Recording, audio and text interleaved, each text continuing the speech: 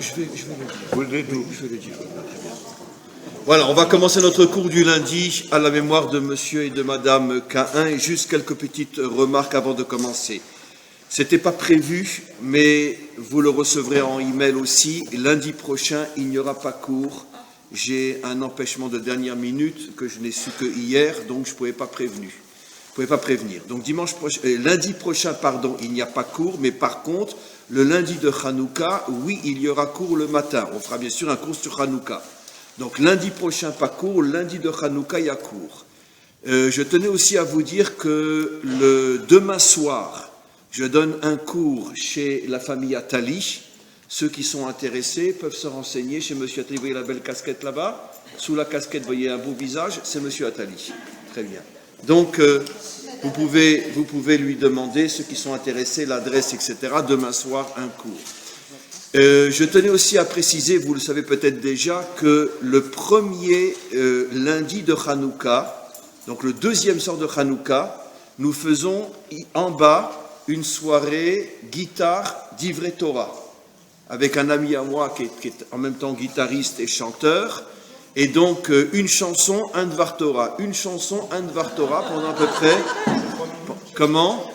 Ouais, à peu près, 5 minutes Dvar Torah, 5 minutes chanson. Et donc, ça vaut la peine de venir, ça nous fera une soirée détente, le premier lundi donc de Hanouka. Le premier lundi de Hanouka.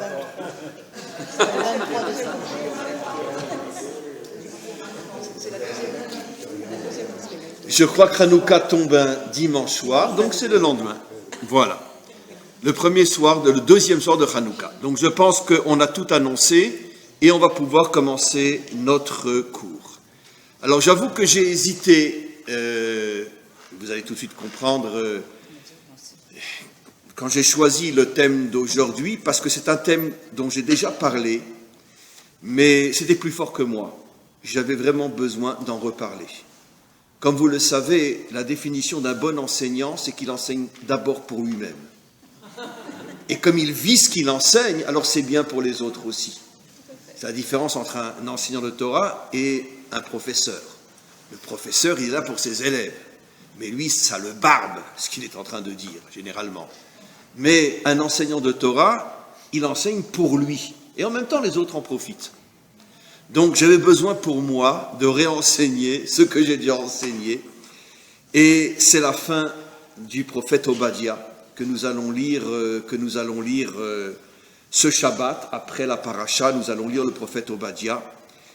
Et la fin est extraordinaire. Dès qu'on va le lire, bien sûr, vous allez vous souvenir de ces cours, mais je vais bien sûr rajouter des notions dont je pense ne pas encore avoir parlé, qui va donner quelque chose de nouveau, en tous les cas au début de ce cours que vous connaissez déjà.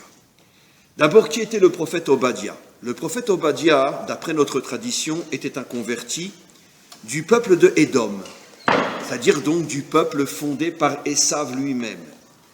Et nos maîtres expliquent que tous les prophètes, même les plus grands prophètes comme Ésaïe, comme Ézéchiel, comme Jérémie, tous ont essayé de voir comment se passerait la fin du dernier exil, le nôtre, l'exil de Édom, l'exil de Ésav, mais Dieu n'a pas révélé à aucun des plus grands prophètes d'Israël ce qui se passerait véritablement. Et le seul qui a mérité de pouvoir parler de la fin du dernier exil, c'est le prophète Obadiah. Et nos maîtres disent pourquoi? Parce qu'il fallait quelqu'un qui vienne de chez eux pour pouvoir parler de la fin de ce dernier exil, l'exil de Édom, l'exil de Ésav. Je tiens juste à préciser quelque chose d'important qui n'a rien à voir avec ce qu'on va lire.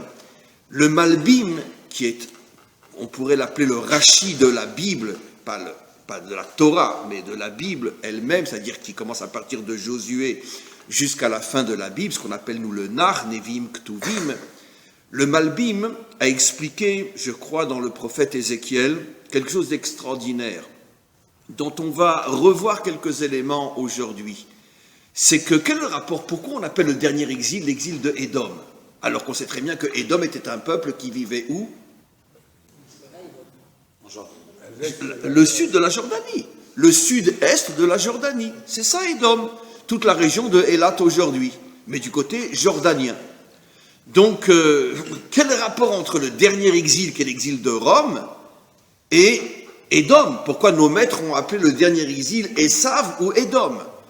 Alors, on a une tradition bien sûr millénaire, bien avant même la naissance des Romains, qui explique une chose extraordinaire que le Malbim reprend, qu'en vérité, à l'époque de Yoav qui était le général d'armée de David, on a toujours été en guerre contre Édom, puisque Esav ne nous a jamais pardonné finalement ce qui s'est passé avec son frère Yaakov, et à part les Philistins, avec lesquels on a toujours été en guerre jusqu'à aujourd'hui, mais à l'époque biblique toujours, il y avait un autre peuple avec lequel on était toujours en guerre, c'était Édom, parce que c'est Esav, et surtout qu'il était à notre frontière, il était dans le sud-est.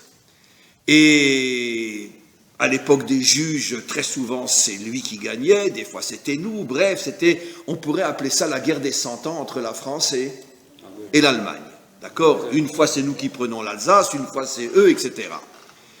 Et à l'époque du roi David, le roi David a décidé de mettre fin à cette guerre avec Édom, et il a préparé une très grande bataille contre Édom, dirigée par Yoav, c'est marqué explicitement dans le Nach, et Yoav a attaqué Édom, et il a vaincu Édom, et il a détruit complètement Édom.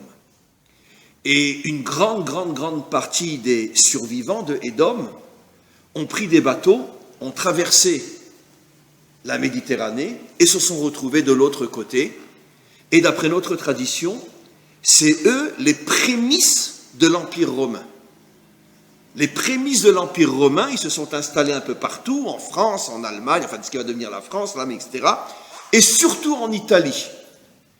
Et c'est eux qui vont donner les prémices de l'Empire romain, d'où notre tradition qui appelle le dernier exil, l'exil de Rome, puis après l'exil occidental, qui l'appelle Édom, alors qu'apparemment il n'y a aucun lien entre Édom et Rome, parce que les fondateurs, les plus éloignés bien évidemment, de ce qui deviendra après l'Empire romain, a été fondé par Édom.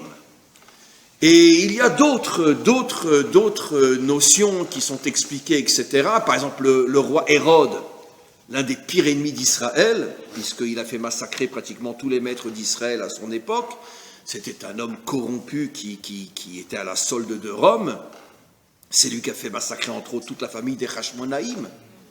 Les Hashmonaïm, la fête de Hanouka. Donc un grand despote, un grand, etc. Lui-même était un converti de Édom. Ça, on le sait, c'est dans le Talmud explicitement. C'est-à-dire qu'en vérité, qu'est-ce qui s'est passé quand Édom a été détruit? Une grande partie a traversé la Méditerranée et s'est retrouvée en Europe, dont une partie va fonder ce qui va devenir l'Empire de Rome, et une autre partie a été acceptée par Israël. Ils ont demandé à se convertir, on ne les a pas repoussés, ils se sont convertis, mais entre autres sont sortis de certains grands malfaiteurs, comme le roi Hérode par exemple, qui au départ était un édomite, converti, etc.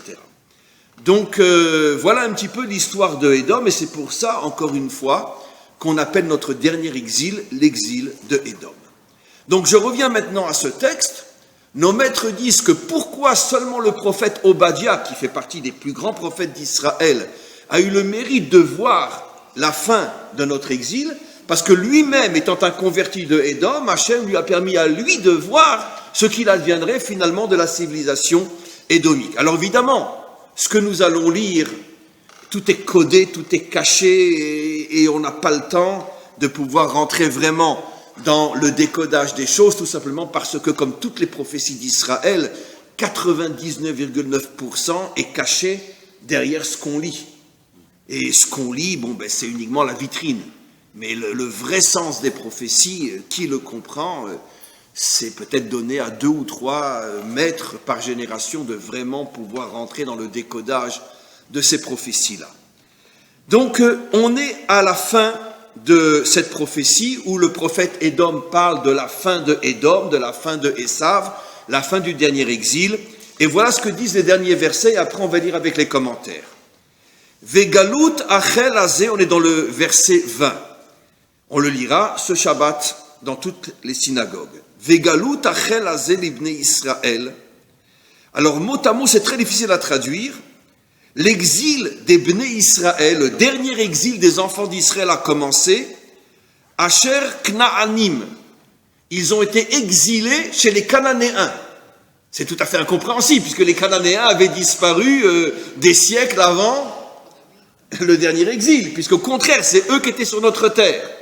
Et on les a vaincus, on les a chassés, et on a repris la terre qu'ils nous avaient volée, puisque les Cananéens ne devaient pas s'installer sur cette terre-là, qui appartenait à Hachem, comme on le sait. Ils ont quitté le continent africain, ils sont venus, ils ont massacré tous les Shémites, ils se sont installés à la place des Shémites, et Hachem a promis à Abraham que quand il sortirait d'Égypte, on reviendrait, on reprendrait cette terre. Mais en tout cas, le verset est absolument incompréhensible, on va voir comment nos maîtres l'expliquent.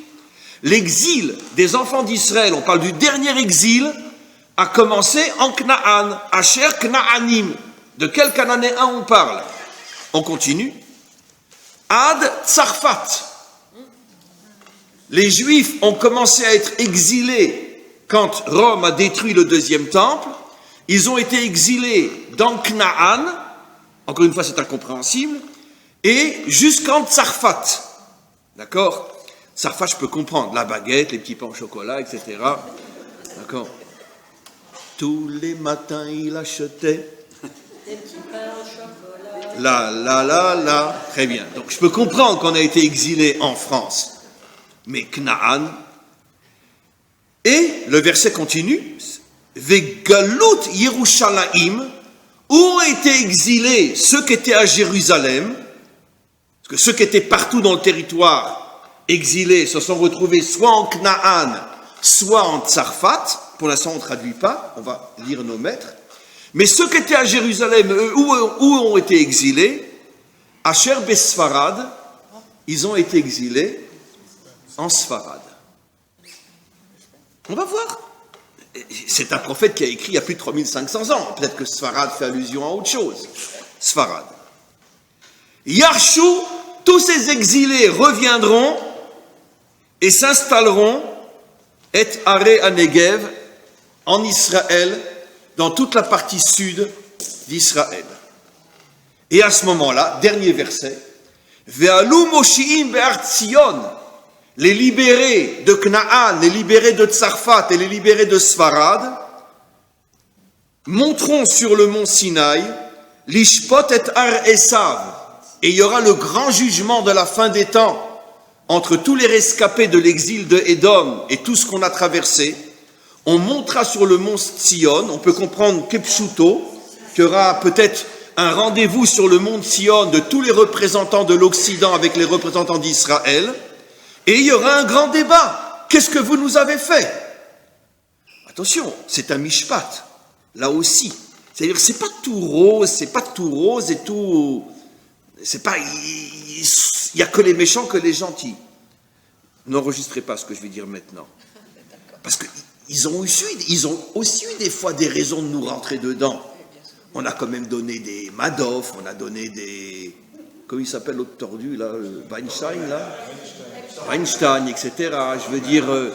donc, c'est pas tout blanc, tout noir. Je veux dire, les Youpins, ils ont aussi leur nez crochu. D'accord? Donc, il y aura un grand jugement.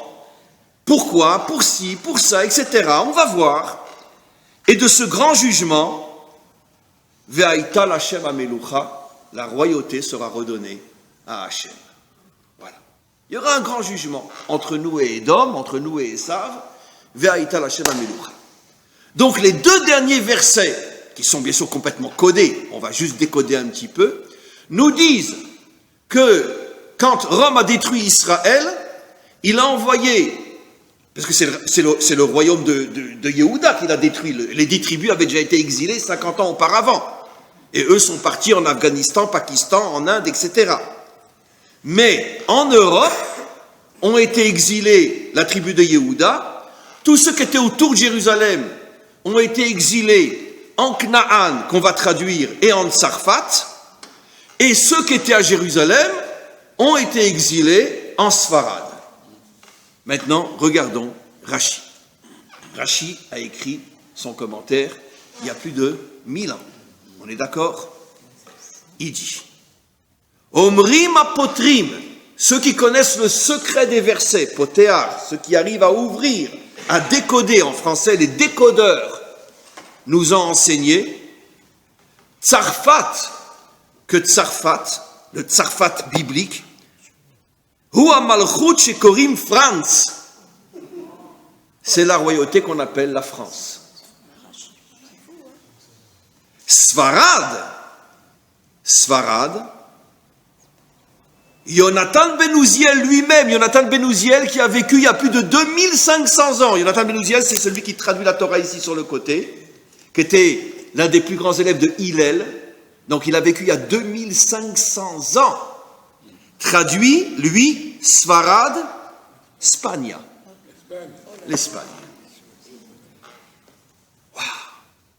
Par contre, il y en a encore un qu'on n'a pas vu, c'est quoi? Knaan. Alors maintenant, on va passer dans le Radak. Le Radak, un des plus grands commentaires de la Bible, qui a vécu aussi il y a de nombreux siècles. Et après, on verra ce que dit le Aben Ezra, qui lui aussi a vécu il y a plus de 500 ou 600 ans. Regardez ce qu'il dit le Radak. Rachid nous a expliqué uniquement donc Tsarfat, France, Sfarad, Spagna. Très bien. Regardez maintenant ce qu'il dit le Radak. Omrim be Kabbalah. Dans la Kabbalah, on a une tradition qui nous explique qu'Ibne Eretz Almania Ayuk Na'anim. Les fameux Cananéens sont les Allemands. À chaque fois que je lis ce commentaire, je peux vous le dire, je ne fais pas du cinéma, je pleure. Quand je l'ai relu ce matin, j'ai pleuré. Vous allez comprendre pourquoi. Les Cananéens, on va être exilés chez les Cananéens, ce sont les Allemands.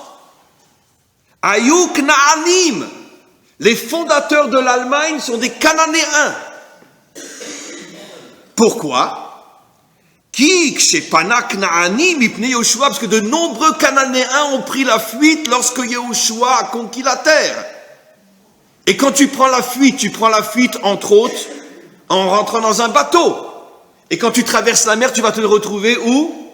Sur le port de Marseille. Oh. Très bien. Ou à Nice. Mais ils sont arrivés là-bas, mais il y avait un groupe de Cananéens qui, lui, a continué et est arrivé en Allemagne. Quand Yahushua a chassé les Cananéens, une partie des Cananéens ont traversé la mer, et ils sont arrivés dans le pays qui s'appelle aujourd'hui à l'époque où le commentaire écrit, qui s'appelle l'Allemagne. Chez Korim, qu'on appelle aussi Eretz Ashkenaz.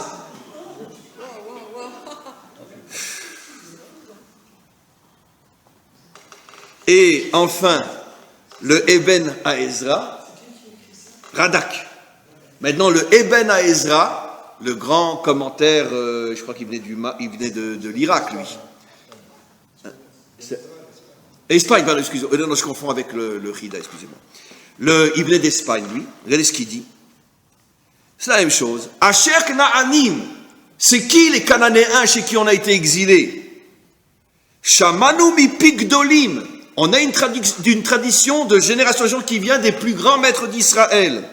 Qui Eretz Almania, que la terre qu'on appelle aujourd'hui l'Allemagne, Em Kna'aniim, sont en vérité des Cananéens, au départ bien sûr, chez Barchou Mipne Bne Israël, qui ont fui devant Israël, Bevoam el Haaretz, quand ils sont arrivés en Israël.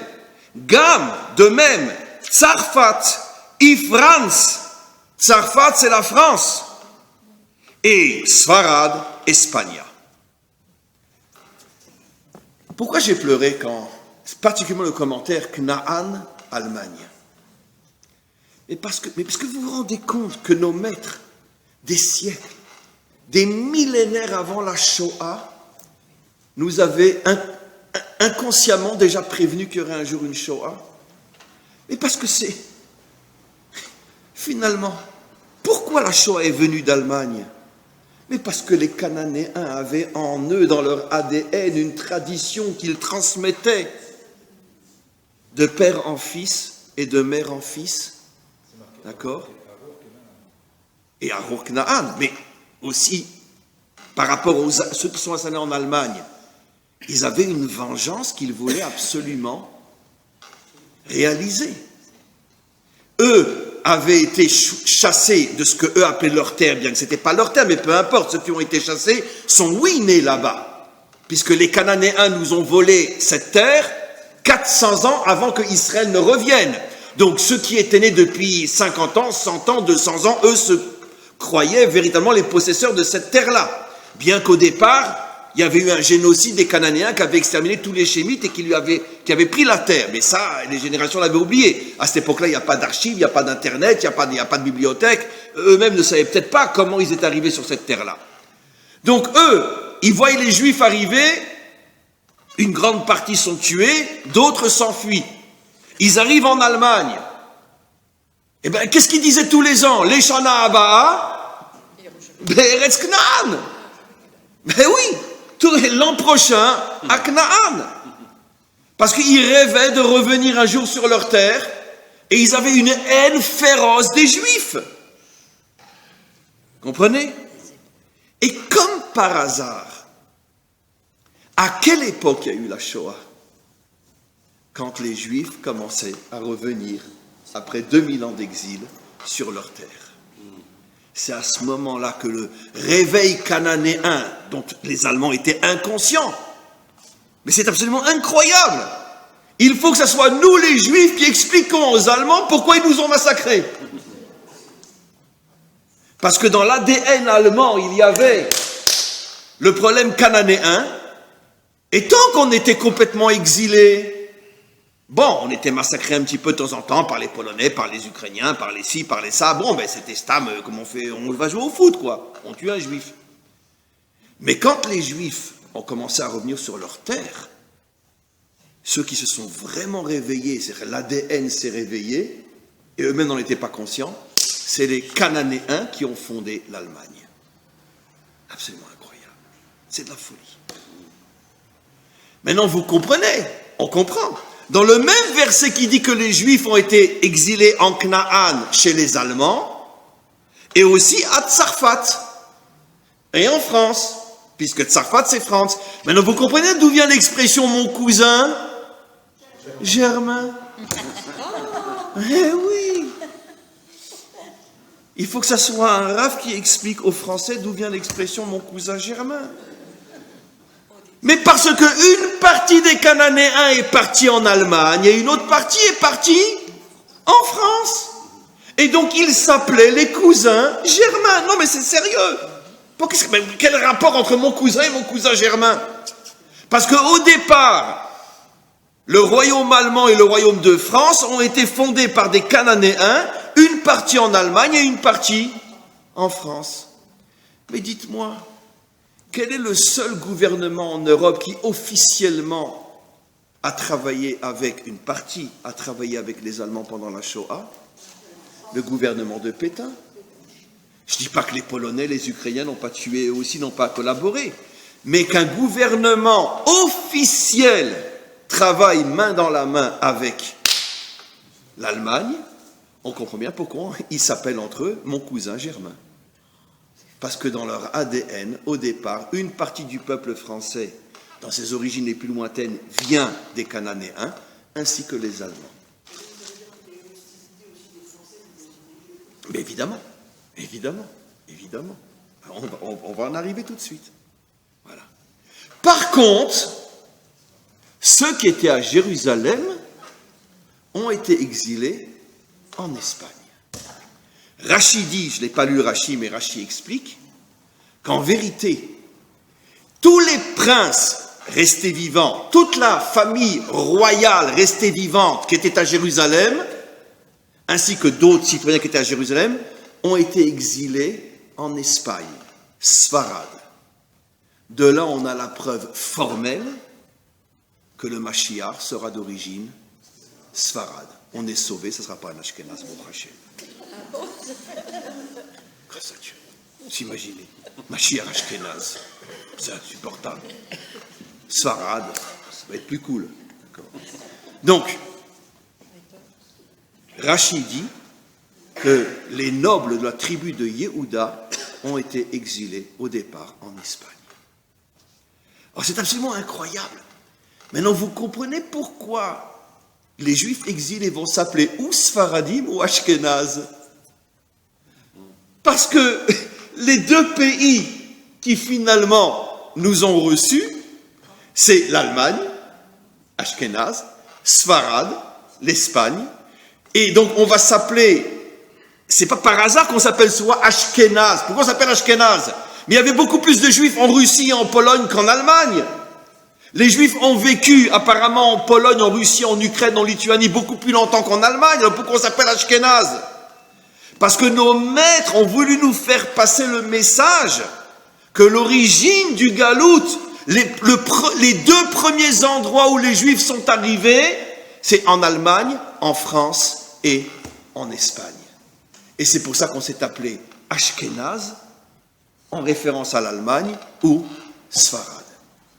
Et comme par hasard, quels sont les deux pays qui ont le plus chassé leurs Juifs? L'Espagne et l'Allemagne. L'Inquisition, bien évidemment, et voilà. Alors c'est quand même quelque chose d'absolument incroyable. Mais qu'est-ce qu'on comprend dans ce verset aussi? Maintenant, on va aller un petit peu plus loin. Que finalement, je reprends le verset, Vegalut achel hazeh livnei Israël asher knaanim ad Tzarfat. Vegalut Yerushalayim asher bisfarad. Qu'est-ce qu'on comprend de là? Yarshu et Aria Negev. C'est-à-dire que le prophète Obadiah est en train de nous révéler que l'un des signes éminents de la délivrance finale avant le Ve'aïta Hashem HaMelucha, c'est le retour des Juifs de France et, il faut éteindre le portable, et en même temps d'Espagne. Mais ça ne peut pas être d'Espagne, car ça fait bien longtemps qu'il n'y a plus vraiment de Juifs en Espagne. Mais 99,9% des Juifs qui reviennent de France, ce sont des Sfaradim. 90% au moins. Ce qui veut dire qu'en vérité, on comprend bien ce que nous dit le prophète Obadiah. C'est pour ça que ces trois choses sont dans le même verset. D'accord? Et maintenant, on comprend ce qui se passe. Quel est le premier niveau du secret du prophète Obadiah? Que quand les Cananéens, qui sont les Allemands, vont se réveiller et vont nous exterminer, 3 ans après, il y aura la création de l'État d'Israël. Et quand les Juifs Sfaradim de France reviendront, alors là, on sera dans les derniers temps avant la délivrance finale. Voilà ce que dit le verset. Vous vous rendez compte? C'est absolument incroyable. Et en France, avant que les Nord-Africains viennent, c'était que des Ashkenazim? Oui, c'est sûr. Mais le verset dit que ça dépend du retour des Juifs de France et des Juifs de Sfarad. Or, dans notre réalité, qu'est-ce qu'on comprend? Que les Juifs de France sont des Sfaradim. Il n'y a plus d'Ashkenazim en France, pratiquement. Ils sont complètement assimilés pour la plupart. Mais disons que la communauté juive en France, depuis maintenant 62, est Sfarad. Et donc, tout juif qui monte de France aujourd'hui est un Sfarad d'origine. À 90%. D'accord? Donc, on a bien la preuve que le prophète Obadiah parle des Allemands, des Français, des Sfaradim. C'est toute notre réalité contemporaine. Le prophète Obadiah avait vu il y a 3500 ans ce qui allait se passer. C'est de la folie. Ah, je dis c'est de la folie. C'est de la folie. C'est de la folie. Maintenant, je rajouterai quelque chose. Si vous lisez le livre de Josué, vous verrez combien Hachem reproche, entre autres à Josué, d'avoir fait ce qu'il a fait. Qu'est-ce qu'il a fait, Josué? Avant que ne commence la conquête, il a envoyé 3 lettres. Dans une lettre, il était marqué « Tous ceux qui veulent s'enfuir peuvent s'enfuir ». C'est les futurs Allemands. Tous ceux qui veulent se rendre peuvent se rendre, on ne leur fera rien. Par contre, il n'y en a aucun qui s'est rendu. Et tous ceux qui veulent se battre, qu'ils se préparent, on rentre. Sur ces 3 lettres, il y en a 2 qui ont été écoutées. Une partie a fui, sont devenus les Allemands et les Français, les cousins germains. Et une partie, la majorité s'est battue, et il s'est passé ce qui s'est passé. Hachem envoie un prophète pour dire à Josué, d'accord, pourquoi tu ne m'as pas écouté? Pourquoi tu as osé laisser des Cananéens s'enfuir? Pourquoi tu as été clément avec eux? Eux n'ont pas été cléments il y a 400 ans quand ils sont venus. Ils ont massacré hommes, femmes, enfants jusqu'au dernier pour prendre leur terre et s'y installer. Pourquoi tu les as laissés s'enfuir? Mais Josué, comme on le sait, c'était un juif, d'accord? Et les juifs, comme on le sait, leur plus grand défaut, c'est quoi? C'est que quand on te claque sur une joue, tu tends l'autre joue. On est les seuls qui le faisons. Et donc, effectivement, c'est ce qu'il a fait. Vous voulez partir, partez. Hachem lui a dit, imbécile, dans 3000 ans, il y aura Auschwitz et Treblinka à cause de ta gentillesse. Ça veut dire que mes amis, on comprend ici un remède absolument incroyable, que l'origine, mais ça ne faut pas l'enregistrer parce que ça va être tellement mal compris ce que je dis, parce que les gens adorent déformer ce que je dis, que l'origine de Auschwitz et Treblinka, d'accord, eh bien c'est nous-mêmes. On n'avait pas à laisser une partie des Cananéens s'enfuir et de fonder l'Allemagne. Oui.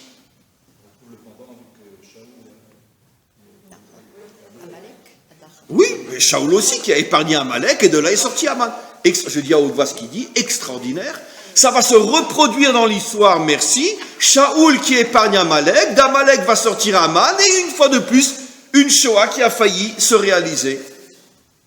Ce qui veut dire qu'à chaque fois, l'origine de tout ce qui nous tombe sur la tête, eh bien c'est toujours nous. C'est terrible. C'est terrible. C'est terrible. Alors, surtout ne déformez pas ce que je dis, ça n'excuse pas les Allemands, ça n'excuse pas la Shoah, qu'à Dieu ne plaise. Parce qu'il y a suffisamment d'imbéciles qui vont défendre mes propos et vont faire croire que c'est ce que je voulais dire. C'est pas ce que je dis, évidemment que non. Mais si Yoshua n'avait pas envoyé une lettre pour dire tous ceux qui veulent traverser la Méditerranée peuvent le faire, on n'attaque pas jusqu'à ce que ceux qui veulent partir peuvent partir. Si on avait attaqué tout de suite, personne n'aurait pu s'enfuir. Il n'y aurait pas eu Treblinka, il n'y aurait pas eu Auschwitz. Voilà le secret incroyable que Obadiah nous révèle. C'est de la folie.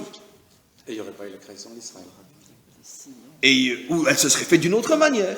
Elle se serait faite d'une autre manière. Pas après l'ouverture en 43, en 45 des portes d'Auschwitz et en 48 l'État d'Israël. Voilà, ça se serait peut-être fait différemment. Maintenant, mes amis, oui. De toute façon, c'est sûr, s'il y a du tzedek, tout ce qui nous arrive, on y voit quelque chose. Alors maintenant, on comprend pourquoi on dit qu'il y aura un mishpat. Dans un mishpat, c'est jamais blanc et noir dans un mishpat. Un mishpat, ça veut dire que chacun, finalement, a sa part de responsabilité. Et ce que je dis aujourd'hui, un jour sera révélé. Si Shaoul n'avait pas épargné Amalek, on n'aurait pas eu le risque de Shoah à l'époque de Haman. Et si Yoshua, qui a décidé lui-même d'envoyer une lettre pour que tous ceux qui veulent s'enfuir peuvent s'enfuir, s'il n'avait pas fait, il n'y aurait peut-être pas eu la Shoah non plus. Donc, d'une certaine manière, on a une part de responsabilité dans ce qui nous arrive. Parce qu'on n'écoute pas Hachem. Hachem a dit « Timche et zecher Amalek » tu ne laisses aucun survivant d'Amalek. « Timche nekuda » mais je peux pas, je suis un juif. Mais j'en ai rien à foutre que tu es un juif. C'est moi qui décide, dit le bon Dieu.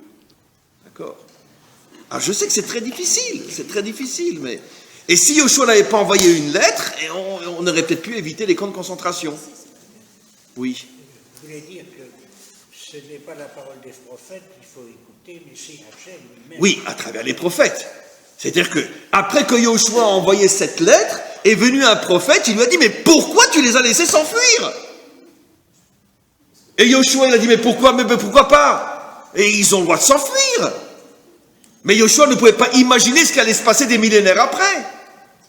Comme nos maîtres nous révèlent que c'est eux qui ont fondé l'Allemagne. Vous comprenez? Ici, il y a un problème fondamental qui nous poursuit depuis avant notre naissance. C'est que le juif, il est très fort dans l'alphabet français. Il met toujours le C à côté du B. Trop bon. Voilà. C'est ça le grand problème du juif. Et c'est ce qui nous poursuit depuis des millénaires. On n'arrive pas à retrouver notre rigueur. On n'arrive pas. C'est notre défaut qu'on doit corriger. Chaque homme naît avec un défaut, d'accord? Le défaut du juif, c'est qu'il ne sait pas être rigoureux d'une manière absolue quand il doit être rigoureux. Il ne sait pas. Il ne sait pas. Comment? Non, j'ai pas dit tu es chas v'shalom. J'ai dit tu es celui qui dit clairement qu'il veut te tuer. Amalek dit clairement qu'il veut nous massacrer jusqu'au dernier. Pas de cadeau avec Amalek. D'accord? Pas de cadeau avec Amalek. Pas de cadeau. Pas de cadeau. Dites-moi, je vous pose une question, mais je veux continuer parce qu'on a encore vraiment des choses à voir. N'importe quel autre peuple à qui il serait arrivé ce qui nous serait arrivé pendant la Shoah. Vous imaginez si on avait fait ça aux Irlandais ou aux Écossais? Vous imaginez le nombre de cafés, de restaurants et d'autobus qui auraient sauté en Allemagne pendant des années après la guerre? Vous imaginez le nombre d'attentats et de milliers d'hommes, de femmes et d'enfants allemands qui auraient été déchiquetés si on avait fait ça aux Irlandais ou aux Écossais? Il n'y a pas eu une seule revanche d'Israël à l'égard de l'Allemagne. Il n'y a pas un café qui a sauté. Pas un. Donc on est vraiment un peuple de BC. Absolument. Oui. Mamache. Et des juifs venant de Palestine de l'époque ont essayé d'empoisonner des pains dans un camp où il y avait des soldats allemands. Ils n'ont pas mis assez de poison et ils ont eu simplement des indigestions. L'indigestion. Bon, très bien. C'est pour ça que je dis toujours, cher ami, que pourquoi Hachem nous a choisis. Parce qu'il sait que s'il réussit avec nous, avec les autres, ça sera facile. On continue. Maintenant, je veux expliquer plus profondément encore ce que dit le prophète dans le mot tsarfat. Tsarfat, tsar, l'étroitesse du pat. Pat, c'est quoi en hébreu? C'est le pain. C'est la baguette. Eh bien, le pain étroit. Tsar, pat. Ben oui, c'est ça la baguette. Tsar, pat. Comment qu'on dit en hébreu jusqu'à aujourd'hui? Le pain, pat. D'ailleurs, en français, la pâte vient d'ailleurs de l'hébreu, comme beaucoup de mots dans beaucoup de langues. Pat. Tsar, pat, c'est la baguette. Non, mais là, je plaisante, mais c'est vrai. Tsar, pat, c'est la baguette. D'accord? Absolument. Mais le Zohar dit autre chose. Pat, c'est la valeur numérique du mot Lilith. Lilith s'écrit Lamet Yud, Tav, ça fait pat. 480. C'est qui Lilith? On va faire très très vite. C'est le symbole de la débauche féminine. D'accord? Très bien. D'accord. Quel est le pays au monde, peut-être plus vraiment aujourd'hui, mais qui pendant des siècles est le symbole de... D'accord? Et comme par hasard, Tsar Pat, tu es enfermé dans Lilith. Ça veut dire que quand tu es en France, il y a le problème de Lilith. Donc on voit une allusion. Le Zohar dit pourquoi ce pays s'appelle Tsarfat. Le Zohar dit parce que c'est le pays où règne Lilith, qui est le symbole de la débauche féminine. Et comme par hasard, jusqu'à aujourd'hui, l'histoire n'a pas vraiment changé par rapport à la France. Très bien. Aujourd'hui, c'est plus aussi, il faut nuancer énormément ce que je dis, mais disons que pendant longtemps, quel est le premier endroit au monde où les femmes ont commencé à monter sur les plages, les jupes jusqu'en dessous, au-dessus du genou? C'était en France. Quel est le premier endroit où les femmes ont commencé à se déshabiller, à sortir? C'était en France. Comment? Le bikini, ça a commencé en France, etc., etc., etc. Oui, et puis de toute façon, la Révolution française, une femme sur les barricades avec le sein nu. Donc, il y a quand même quelque chose qui est extraordinaire. Le Zohar qui a été écrit il y a 2000 ans, qui explique que Tsarfat, c'est l'endroit où tu es dans l'étroitesse de Lilith. Gematria Pat. Absolument incroyable. C'est de la folie. Maintenant, on va continuer, mes amis. On voit que lorsque les Juifs Sfaradim reviendront de France, ça sera le signe le plus grand de la délivrance. Vaïta Shamem Lucha. Et mes amis, ça je l'ai déjà dit, mais attachez vos ceintures. Parce qu'on a beau le savoir, on ne tremble pas suffisamment par rapport à ce que je vais redire. L'histoire du retour en Israël, ça a commencé où et grâce à quoi? L'affaire Dreyfus, en France. Et comme par hasard, le journaliste, il était quoi? Autrichien-allemand? Puisque l'Allemagne et l'Autriche, c'est la même chose. Hein. Hitler n'était pas allemand, il était autrichien. Au départ, c'était le même royaume. L'Empire autrichien-allemand, pendant longtemps, c'était un seul royaume. C'est incroyable, on a tout le verset. Un Autrichien qui vient en France et qui voit un officier français. Et de là naît l'idée du retour en Israël, l'Allemagne et la France. Incroyable. Et dites-moi, qui est celui qui va construire avec son argent toutes les coopératives en Israël fin du 19e siècle et début du 20e siècle? Edmond de Rothschild. Or, comme par hasard, il y a 3 Rothschild. Il y en a un en Autriche, il y en a un à Londres et il y en a un à Paris. Et comme par hasard, l'Autrichien et le Londonien sont plus riches que celui de France. Et quel est le seul qui va aider la reconstruction d'Israël? Celui de France. Donc le prophète Obadiah ne s'est pas trompé, que lorsque la France, soit par le réveil de l'affaire Dreyfus, soit par l'argent de Edmond de Rothschild, c'est la France qui va jouer un rôle inimaginable pour le retour d'Israël. Voilà. Quel a été jusqu'à la guerre de 67 le pays le plus ami d'Israël de 48 à 67? La France. Qui a permis à Israël d'être l'un des premiers pays au monde à posséder la bombe atomique? La France, à l'époque de Pérez. Ça veut dire que finalement la France a joué un rôle inimaginable dans la reconstruction d'Israël sur sa terre. Et qui l'a dit le premier? Le prophète Obadiah. C'est absolument incroyable. Incroyable. Alors évidemment que les choses aujourd'hui sont plus comme elles ont été, mais malgré tout, et avant non plus. Mais on voit qu'il y a cette relation absolument incroyable entre eux. Et ça, même en Israël, les gens ne s'en rendent pas suffisamment compte. C'est même pas enseigné dans l'histoire à l'école. De montrer, de mettre le rôle de la France pour la reconstruction d'Israël sur sa terre.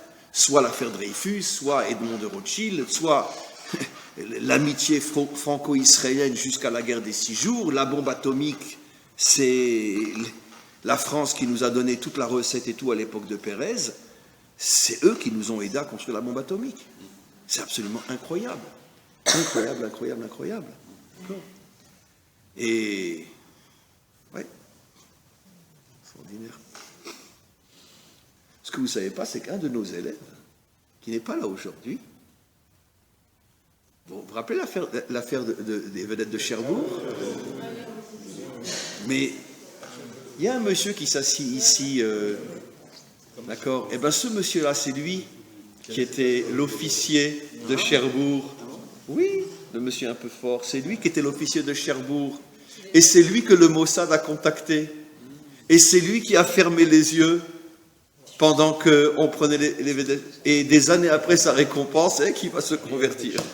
Et aujourd'hui, il est là, il suit tous les cours depuis des années là en Israël. C'était lui qui était responsable des vedettes de Cherbourg. C'est lui, cet officier-là, qui est assis à côté. D'après aujourd'hui, il n'est pas là. Lui et son épouse. C'était lui qui était en charge des vedettes de Cherbourg. Oui, c'est vrai. Et il a fermé les yeux. Pourquoi? Parce qu'il se rendait compte que ce n'était pas normal. Israël avait payé les vedettes de Cherbourg. On ne les a pas volées, on a pris ce qui était à nous. Pourquoi la France fait un embargo sur les vedettes de Cherbourg? Eh bien lui, à cette époque-là, il était complètement un officier français. Il s'est converti des années après. Il ne pensait même pas dans ses rêves qu'un jour il se convertirait et qu'il vivrait en Israël. Voilà, l'officier des vedettes de Cherbourg. Très bien. On continue. Encore un petit instant. Maintenant, je voudrais terminer par quelque chose d'un peu plus thoraïque, bien que c'est très thoraïque tout ce qu'on a dit, mais on a parlé de l'histoire, en même temps de la Torah, mais je voudrais revenir sur une notion. Pourquoi précisément, finalement, la France joue un rôle tellement important dans le retour d'Israël sur sa terre, au point que c'est le signe éminent de la délivrance finale. Il y a une raison très profonde à cela. C'est que finalement, quel est le signe de la délivrance finale? Ça, je l'ai expliqué dans des milliers de cours, on va simplement le revoir avec une approche un peu différente. Bayom haouya Hashem echad ushmo echad. Ça veut dire le retour à l'unité entre le monde d'en haut, le monde d'en bas, entre l'âme et le corps, entre la croyance et l'action, entre la prière et l'action. Parce qu'on sait très bien qu'on vit dans un monde aujourd'hui où on est trop du côté de la prière, où on est trop du côté de l'action, où on est trop en haut, où on est trop en bas. Évidemment qu'il y a énormément de nuances et il y a des milliers, surtout aujourd'hui en Israël, qui essayent d'être au juste milieu, mais très schématiquement dans le monde, ou bien c'est la religion qui prime et qui devient politique, comme dans l'islam, ou bien c'est la laïcité qui prime et qui devient politique, comme en Occident, etc. Ici en Israël, on est sur le même modèle que l'Occident, c'est-à-dire que la politique n'a rien à voir avec, est censée n'avoir rien à voir avec la religion. La foi, c'est une chose, la politique, c'est une autre. Donc cette séparation finalement entre l'Église et l'État, ou entre la synagogue et l'État, en hébreu ça sonne très bien, c'est la séparation entre la Knesset et Bet HaKnesset. Ça sonne bien en hébreu, la séparation entre Knesset et Bet HaKnesset. Très bien. Et dans le langage plus moderne, séparation entre l'Église et l'État.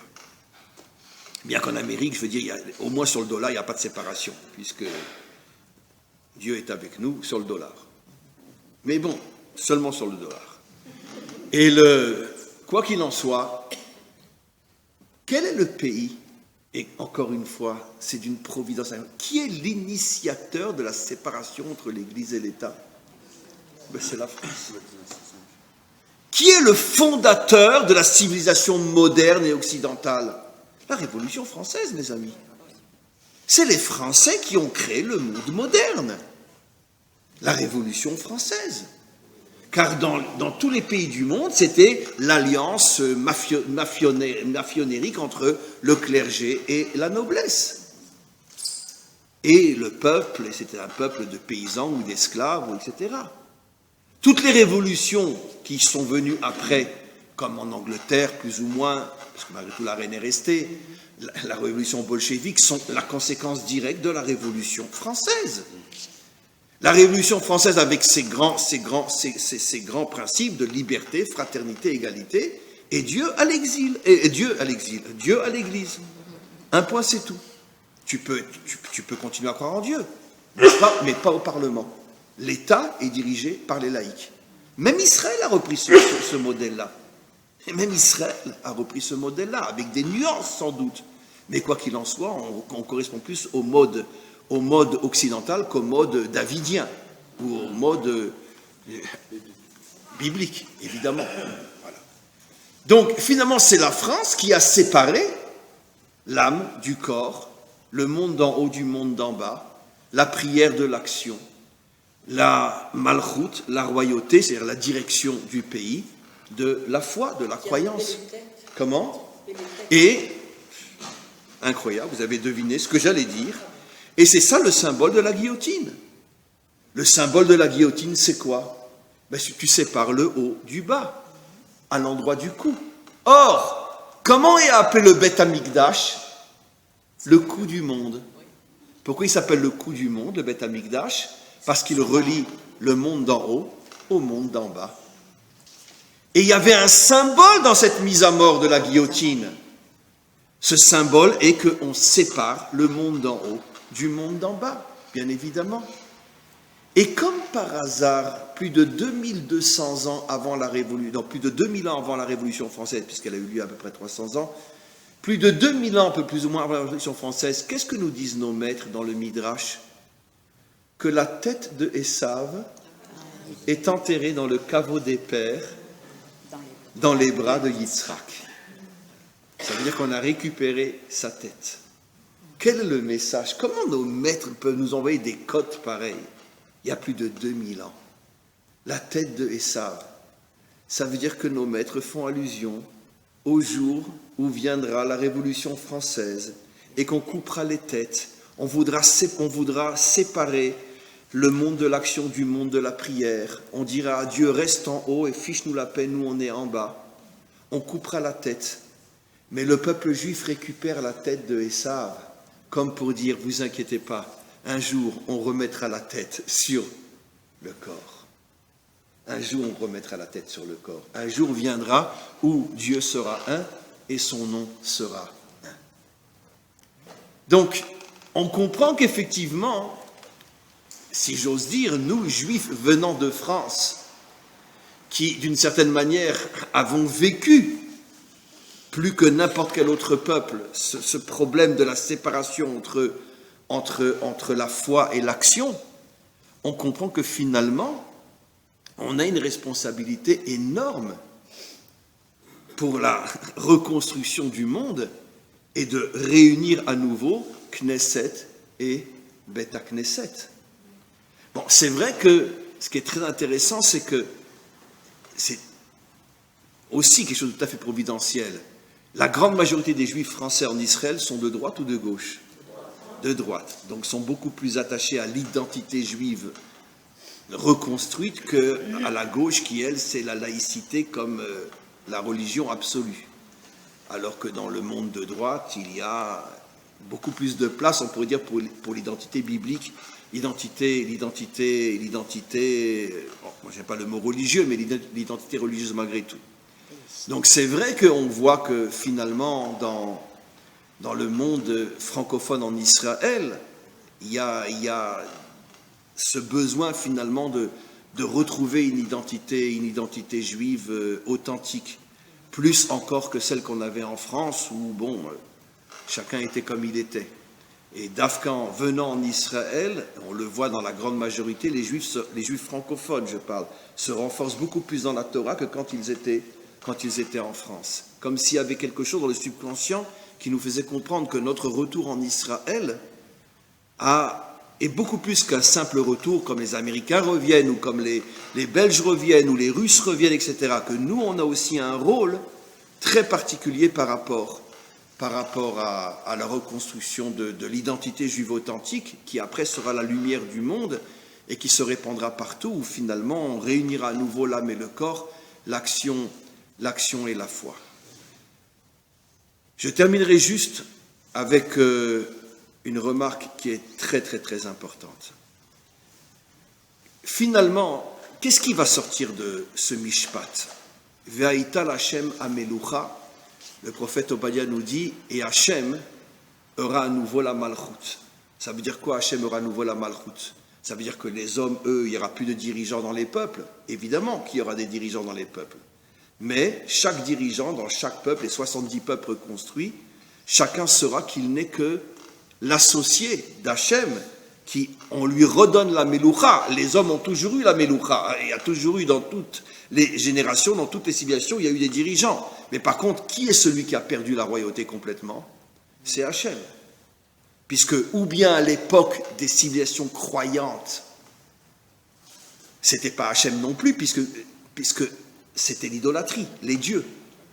Donc, en vérité, Hachem, on peut dire qu'il n'a jamais pratiquement, à la rigueur à l'époque de David, à l'époque du roi Salomon, à l'époque de quelques juges qui étaient des tzadikim, mais dans pratiquement toute l'histoire, Hachem n'a jamais eu vraiment la royauté.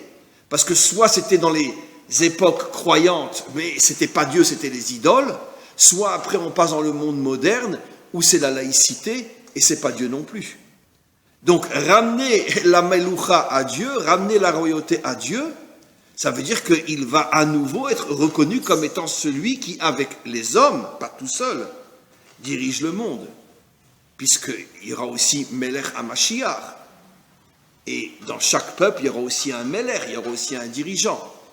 Mais Hachem sera roi sur toute la terre, et chaque dirigeant acceptera de partager sa direction avec Hachem.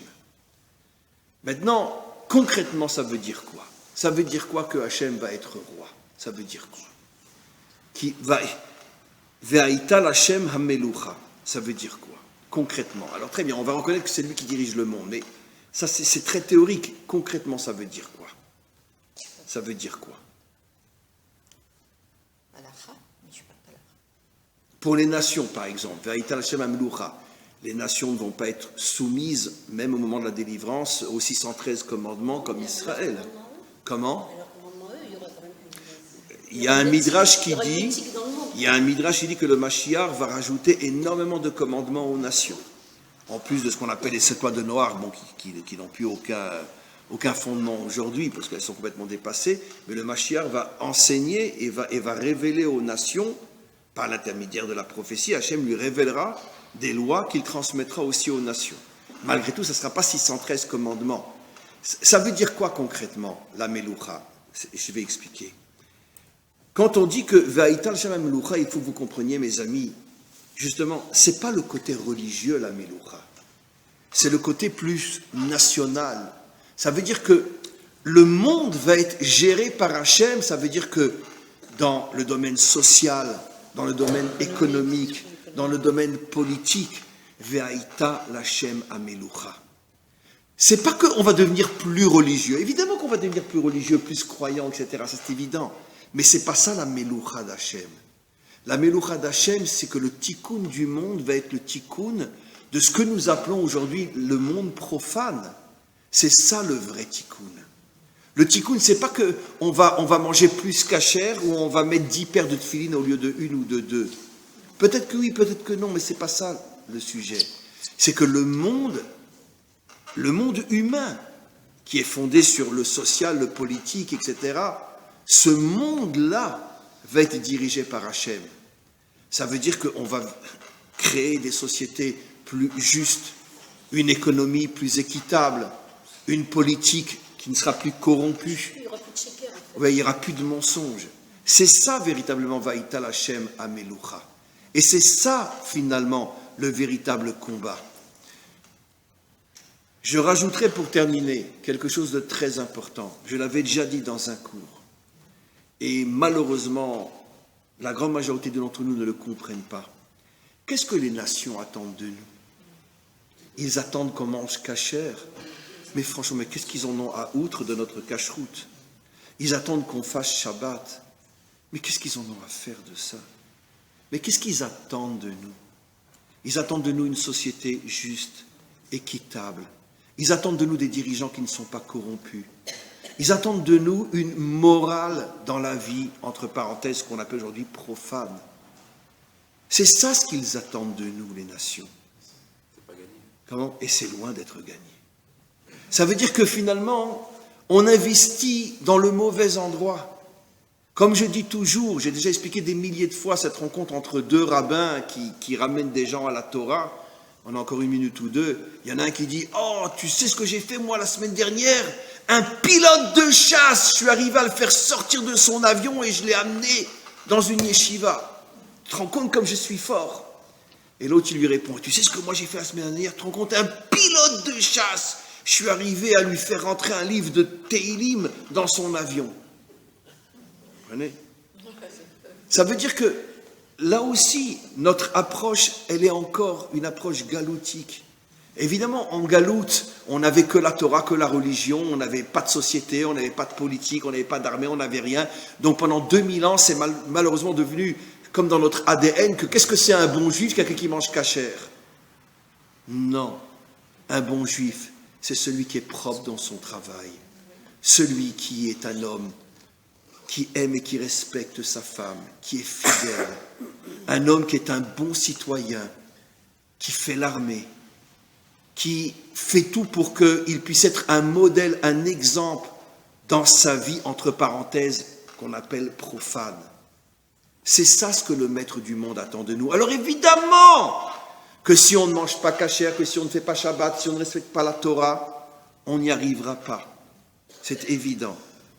Mais arrêtons une fois pour toutes de dire « Oh, t'as vu, il a fait teshuva, il mange kasher aujourd'hui !» Non. Quand c'est que je dirais qu'il a fait teshuva, eh bien, je peux m'asseoir dans un petit coin de ton bureau, voir comment tu travailles. D'accord? Ça m'intéresse de voir. Tu as un call center, je voudrais voir quand tu téléphones, qu'est-ce que tu vends. Ça m'intéresse. Parce que je veux te dire, ta kippa noire sur la tête, j'en ai strictement rien à outre. Hein. Moi, ce que je voudrais... Ton maaser, comment tu le donnes? Et puis dis-moi, tu gagnes 30 000 euros par mois, tu es dans la high-tech, tu sais que pour des gens comme toi, c'est marqué qu'il faut donner 20%, pas 10%. Hein. Ouais. Si tu gagnes 30 000 euros par mois, tu dois donc donner combien? 6 000 euros par mois. 6 000 euros par mois. Vous en connaissez beaucoup qui font ça?